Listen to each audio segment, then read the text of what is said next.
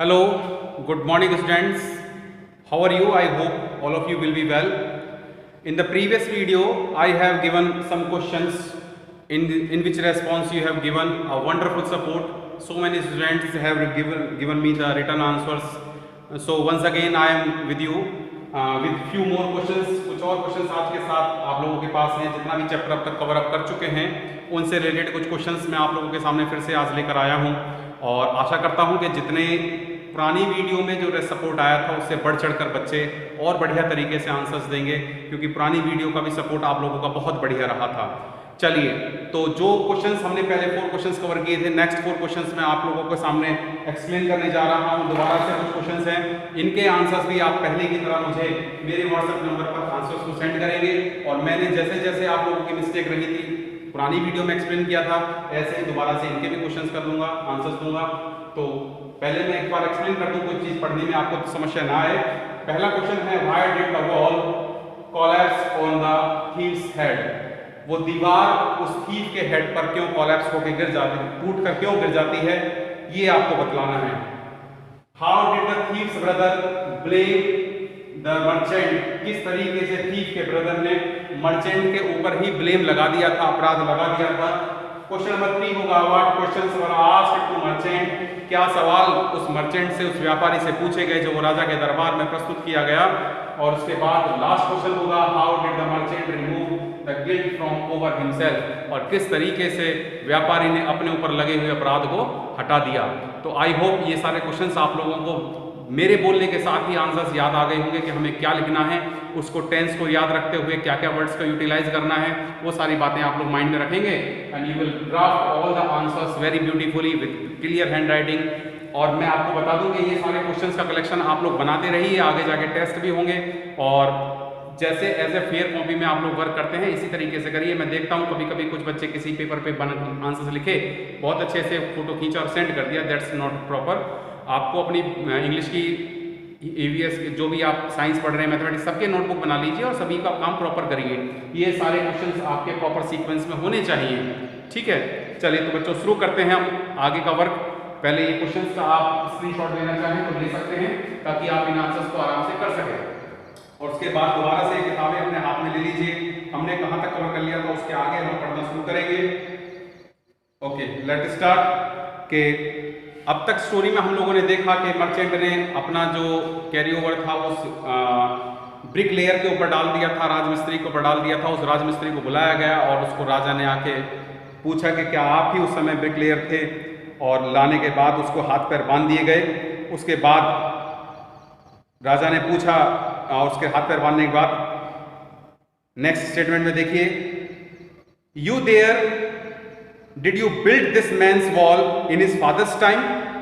राजा ने राजमिस्त्री से पूछा, यू देयर, क्या आप ही ने, did you build this man's wall in his father's time? इसके फादर के टाइम पर आप बतलाइए, क्या आप ही ने दीवार बनाई थी? इसके मर्चेंट के फादर के टाइम पर इनका घर बनाया गया और ये दीवार बनाई गई, क्या आप ही ने उस समय दीवार बनाई थी? Yes my Lord, I did. हाँ महाराज, मैंने ही ये दीवार बनाई थी. What kind of wall is this that you built? What kind of wall is this? किस तरह की दीवार है ये that you built, जो आपने बनाई? आपने किस तरह की दीवार बनाई है ये? It had fallen on a poor man. एक गरीब आदमी के ऊपर गिर गई ये दीवार. And killed him.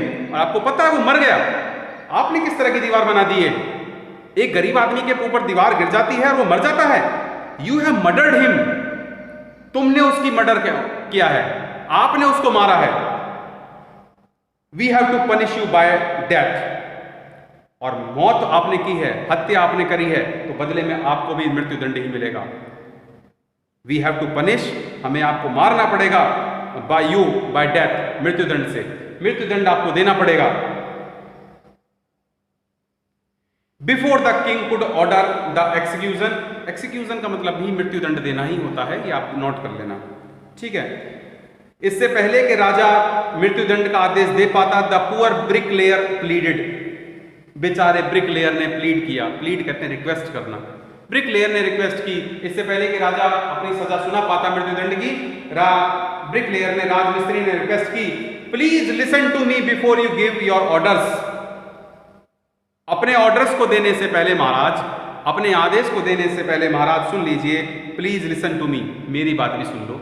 आपने औरों की बात सुनी और मुझे दंड दे दिया, कृपया मेरी भी बात सुनिए। It is true I built this wall, ये बात सच है कि मैंने ही ये दीवार बनाई। And it was no good, और इसमें ये अच्छी बात भी नहीं थी, अच्छी दीवार भी मैंने नहीं बनाई थी। But that was because my mind was not on it, लेकिन काम अच्छा ना होने का रीजन जो था वो क्या था?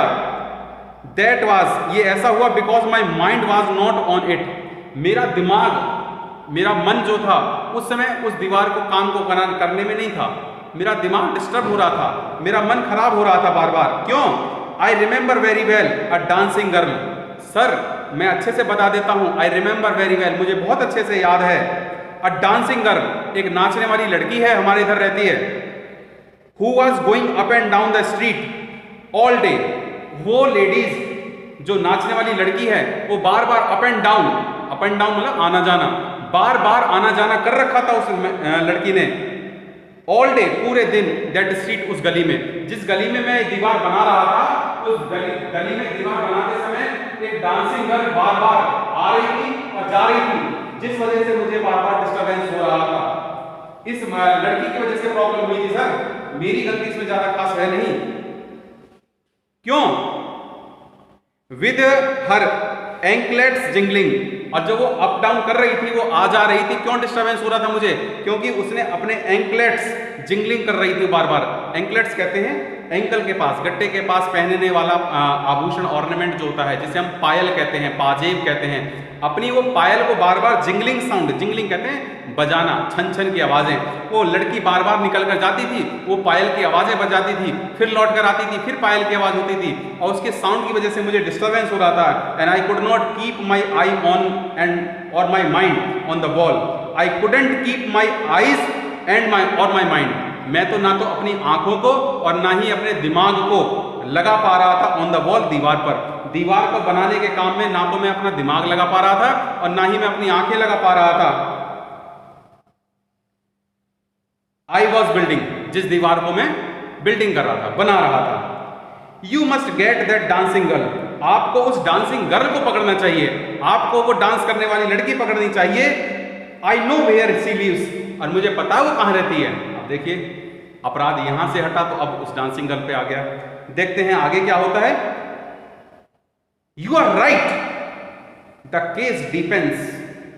यू आर राइट, राजा साहब बोले हाँ, कह तो ठीक रहे हो आप। द केस डिपेंड्स, ये तो केस और ज्यादा डीप होता जा रहा है, और गहरा और पेचीदा, ये तो मामला और पेचीदा होता जा रहा है। We must look into it, और हमें ये मामले को चेक करना होगा। We must look into it, हमें ये मामले को चेक करना होगा। It is not easy to जज such complicated case, it is not easy to जज। सच बात भी ये होती है, इतना आसान नहीं होता जज कर देना, निर्णय कर लेना सच कॉम्प्लिकेटेड केसेस, इतने मुश्किल केसों को, इतने मुश्किल मुकदमों को। कॉम्प्लिकेटेड कहते हैं कठिन, जटिल, और केसेस कहते हैं मुकदमे। इतने मुश्किल मुकदमों को जज करना बहुत मुश्किल होता है। अब आप देख लीजिए, मुश्किल ये मुकदमा है। अब आप कोई चोर चोरी करने जा रहा है, उसके मालिक को आप पकड़ के सजा दे रहे हो, और वो मालिक भी कह रहा है कि मिस्त्री की गलती है, मिस्त्री कह रहा है कि डांसिंग गर्ल की गलती है। केस को तो राजा ने खुद कॉम्प्लिकेटेड बना दिया, और खुद कह रहे हैं ओहो मामला बहुत कॉम्प्लिकेटेड है, हम इसे ऑब्जर्व करेंगे, हम इसे चेक करेंगे। इंटेलिजेंस खुद दिखला रहे हैं, बल्कि रियलिटी क्या है? द किंगडम ऑफ फूल्स, बेवकूफों का राज्य है। Let's get that dancer wherever she is, let's get that dancer. एक काम करिए, पकड़ कर लाइए उस डांसर को, वेयर एवर सी इज, जहां कहीं भी वो, जहां कर भी वो लड़की हो डांसिंग वाली, उसे पकड़ के लाइए, अभी उसे सजा मिलेगी। तो ठीक है स्टूडेंट्स, आगे क्या होता है इस कोर्ट के अंदर, क्या उसे बुलाया गया, उसके बुलाने के बाद क्या होता है उसके साथ, ये सब देखेंगे हम नेक्स्ट वीडियो में। तब तक के लिए आपसे फिर वही रिक्वेस्ट, आप ये सवाल सॉल्व करके मुझे मेरे नंबर पर व्हाट्सएप फोटो स्नैप खींच कर सेंड कर देंगे। आई विल जज your intelligency and your curiosity about your syllabus. आप लोग कितना ध्यान से इसको समझ रहे हैं। ये सब सिस्टम्स के साथ जो बच्चा पीछे रह जाएगा, हर कंडीशन में हमको आगे निकलना होता है। जिस कंडीशन में यदि आप सपोर्ट नहीं करेंगे तो आप औरों से पीछे रह जाएंगे। जो इन कंडीशंस के साथ सपोर्ट करते हुए अपने आप को मजबूत बना के आगे ले जाएगा वो बच्चा कामयाब हो जाएगा। आई होप आप मेरी बात समझ रहे होंगे और बढ़िया तरीके से इन आंसर्स को लिखेंगे। मैं आपका इंतजार करता हूँ आंसर्स का। मिलते हैं नेक्स्ट वीडियो में। Thank you, good bye, God bless you.